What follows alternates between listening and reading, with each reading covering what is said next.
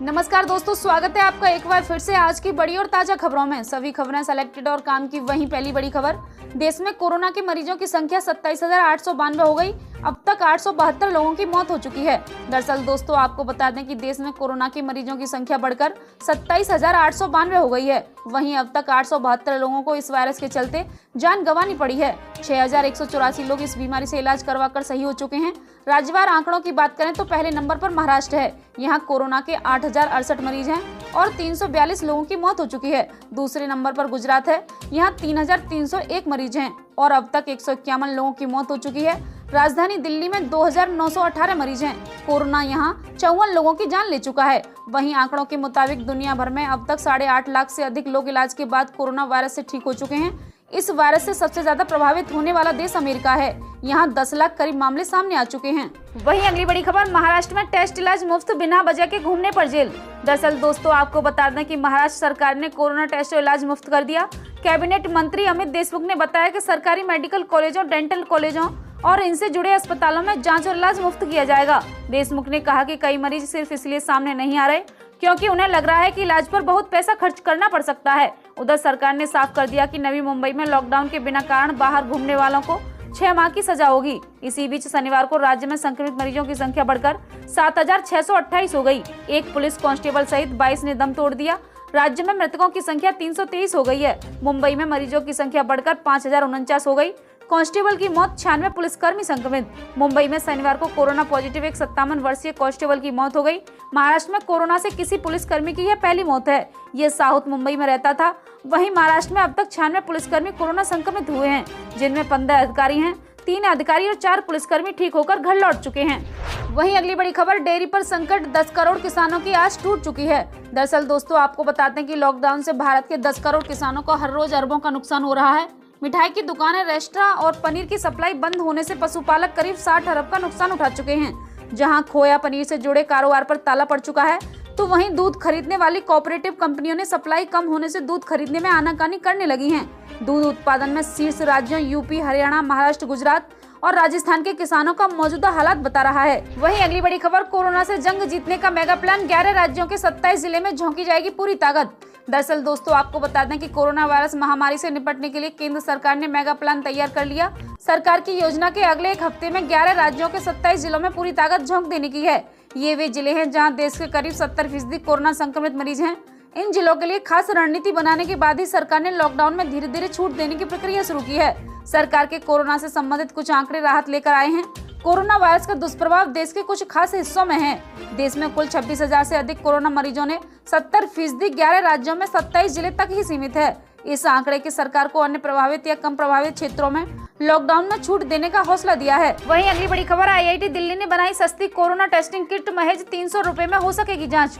दरअसल दोस्तों, आपको बता दें कि कोरोना वायरस के खिलाफ चल रही जंग में IIT दिल्ली ने एक बड़ी कामयाबी ले ली है। दरअसल IIT दिल्ली ने कोरोना टेस्ट के लिए किट बनाई है, जिसे अब ICMR ने मंजूरी दे दी है। फिलहाल जिस कोरोना टेस्टिंग किट में लोगों की जांच की जा रही है, उसकी कीमत 4,500 रुपए है। वहीं IIT दिल्ली ने जो किट बनाई है, उसकी कीमत 300 रुपए से भी कम हो सकती है। वहीं अगली बड़ी खबर, 4 से लॉकडाउन खुलेगा या नहीं, पर मई में 13 दिन बैंक बंद रहेंगे, देखें छुट्टियों की लिस्ट। दरअसल दोस्तों, आपको बता दें कि कोरोना महामारी के चलते देश भर में 4 मई से लॉकडाउन पूरी तरह खत्म हो गया या आगे बढ़ेगा, यह सवाल आज सबके मन में है। इस सवाल का जवाब मिलने में कुछ वक्त लग सकता है, लेकिन मई में पूरे 13 दिन बैंक बंद रहेंगे। इसमें ईद, बुद्ध पूर्णिमा, मजदूर दिवस जैसे अवकाश भी शामिल हैं। इन 13 छुट्टियों में अलग अलग राज्यों में होने वाली छुट्टियां भी शामिल हैं। इस दौरान खाता धारकों को परेशानियों का सामना करना पड़ सकता है, इसलिए अगर बैंक से जुड़ा कोई भी कार्य शेष है तो उसे समय पर पूरा कर लीजिए। हालांकि अधिकतर बैंकों ने अपनी सेवाएं मोबाइल फोन पर दे रखी हैं। वहीं अगली बड़ी खबर, प्रधानमंत्री नरेंद्र मोदी ने कोविड वायरस वेबसाइट की लॉन्च, मिलेगी वायरस से जुड़ी जानकारी। दरअसल दोस्तों, आपको बता दें कि कोरोना वायरस को ध्यान में रखकर प्रधानमंत्री नरेंद्र मोदी ने मन की बात कार्यक्रम के दौरान एक खास वेबसाइट को लॉन्च किया है। इस वेबसाइट का नाम कोविड वायरस है। इस वेबसाइट के जरिए सामाजिक संगठन, स्थानीय प्रशासन के लोग और सिविल सोसाइटी के कर्मचारी एक दूसरे के साथ जुड़े रह सकेंगे। वहीं पीएम मोदी ने कहा कि भारत सरकार ने इस प्लेटफॉर्म को देशवासियों के लिए तैयार किया है। इसके जरिए लोग कोरोना को फैलाने से रोक पाएंगे, साथ ही इससे कोरोना की चेन तोड़ने में मदद मिलेगी। वहीं अगली बड़ी खबर, उद्धव ठाकरे ने कहा कि अभी शुरू नहीं होगी ट्रेन सेवा, प्रवासी मजदूरों को उनके प्रदेश भेजने की दिशा में काम जारी है। दरअसल दोस्तों, आपको बता दें कि महाराष्ट्र के मुख्यमंत्री उद्धव ठाकरे ने डिजिटल माध्यम से महाराष्ट्र के लोगों को संबोधित करते हुए कहा कि मुंबई में रह रहे परप्रांतियों को उनके प्रदेश भेजने की दिशा में काम जारी है। अब ट्रेन सेवा अभी शुरू नहीं होंगी। उद्धव ठाकरे ने कहा कि मैं परप्रांतीय मजदूरों से कहना चाहता हूं कि आपकी लगातार चर्चा जारी है, पर अभी ट्रेन शुरू नहीं होंगी क्योंकि इससे खतरा बढ़ सकता है। जो हो सकता है वो बात कर रहे हैं। कोटा में हमारे कुछ छात्र हैं, उनके लिए भी लगातार बात चल रही है। रास्ता निकालने की कोशिश जारी है।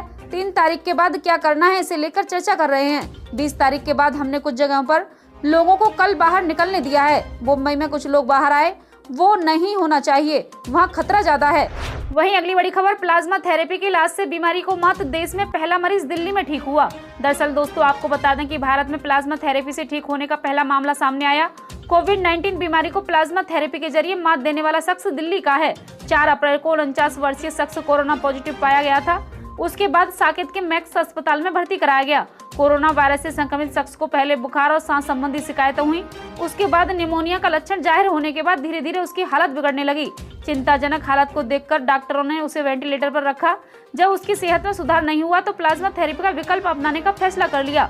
परिजनों ने प्लाज्मा डोनर को ढूंढा। महिला डोनर 3 सप्ताह पहले कोविड-19 को मात देकर ठीक हुई थी। कई तरह की जांच के बाद महिला डोनर को प्लाज्मा डोनेट करने की इजाजत मिली। मैक्स के हेल्थ केयर के ग्रुप मेडिकल डायरेक्टर संदीप बुद्धराजा ने कहा, हमें खुशी है कि मरीज के इलाज में थेरेपी काम कर गई है। इससे एक नए इलाज की उम्मीद का दरवाजा चुनौतीपूर्ण समय में खुला है। फिर हमारा मानना है प्लाज्मा थेरेपी जादुई छड़ी नहीं है। वहीं अगली बड़ी खबर, भारत में कोरोना के खात्मे पर बड़ी भविष्यवाणी, रिसर्च में दावा 18 जून तक 100% खत्म हो जाएगी महामारी। दरअसल दोस्तों आपको बता दें कि कोरोना महामारी पर 2 बड़ी भविष्यवाणियां की गईं।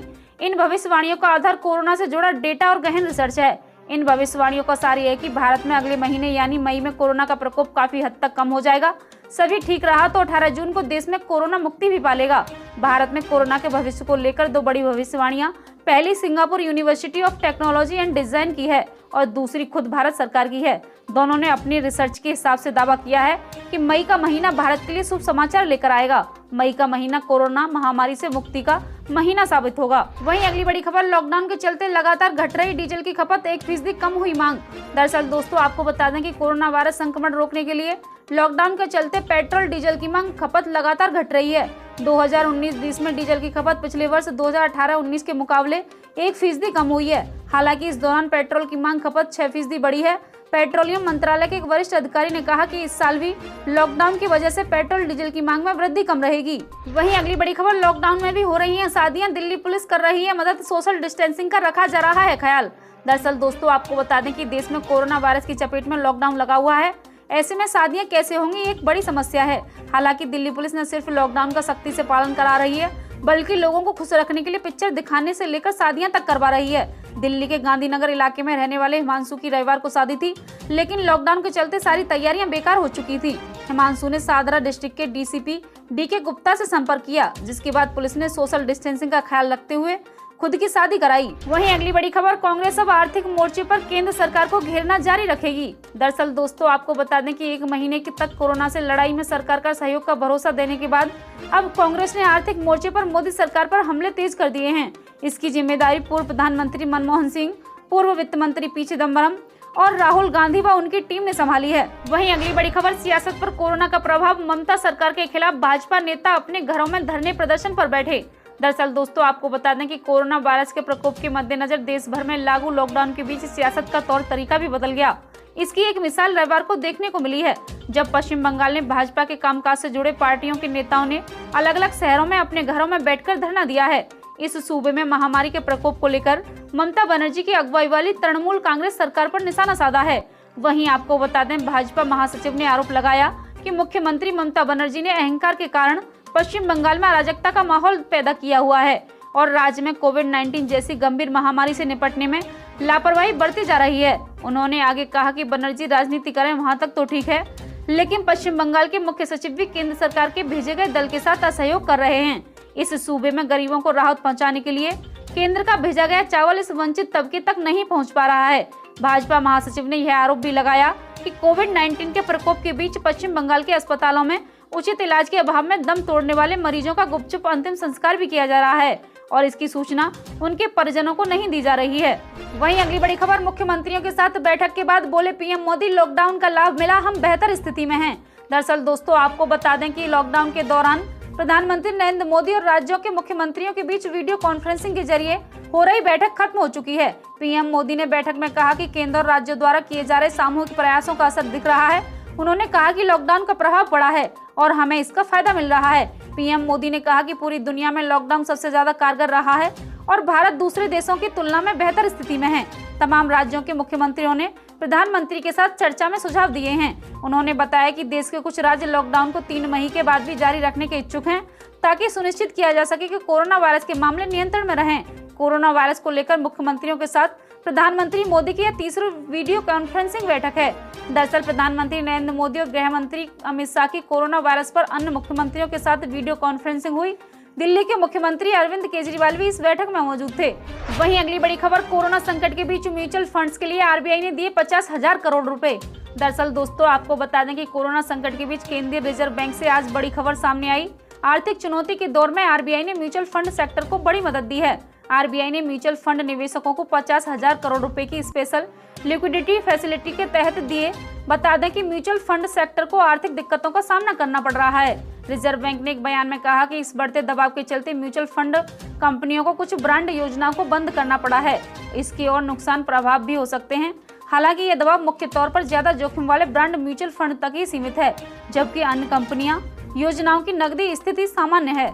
वहीं मौसम अपडेट, अगले 24 घंटों के दौरान संभावित मौसम। अगले 24 घंटों के दौरान गंगे पश्चिम बंगाल, उड़ीसा, झारखंड, उत्तराखंड, तटीय आंध्र प्रदेश और उत्तरी तटीय तमिलनाडु के कुछ हिस्सों में मध्यम से भारी बारिश होने के आसार हैं।